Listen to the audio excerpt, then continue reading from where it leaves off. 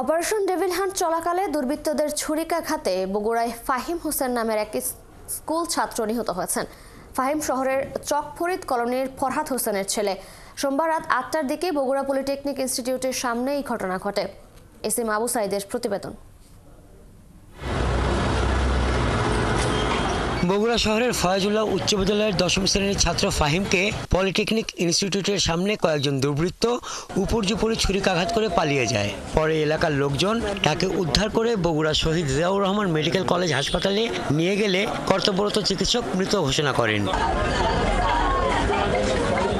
হাসপাতাল চত্বরে নিহত ফাহিমের স্বজনদের কান্না আর আহাজারিতে ভারী হয়ে ওঠে পরিবেশ।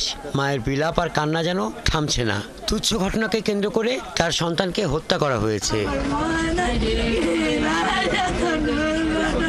কোন বলেছিল আমার মেয়েকে একটা মেয়ে বাচ্চাকে নিয়ে বল বাথরুমে ঢুকছিল, ওটা আমার ছেলে দেখে বল প্রতিবাদ করছে। এটা এই শত্রুতাতে আমার বাবুকে বলে এরকম করে জানে মারা হয়ে গেছে।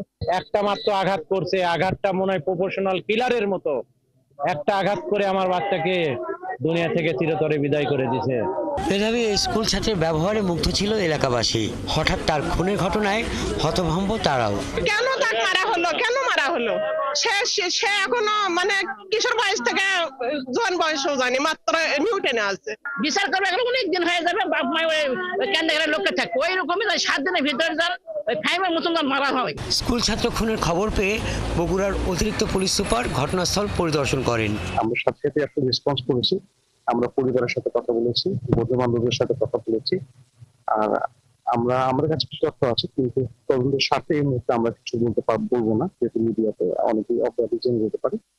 আর আমরা ইনশাল্লাহ অপরাধীকে গ্রেফতার করতে সক্ষম হব। অপরাধীদের শনাক্ত করে দ্রুত আইনের আওতায় আনার দাবি তুলেছেন নিহত শিক্ষার্থীর বন্ধু ও স্বজনেরা। হাসান আহমেদ, ৭১।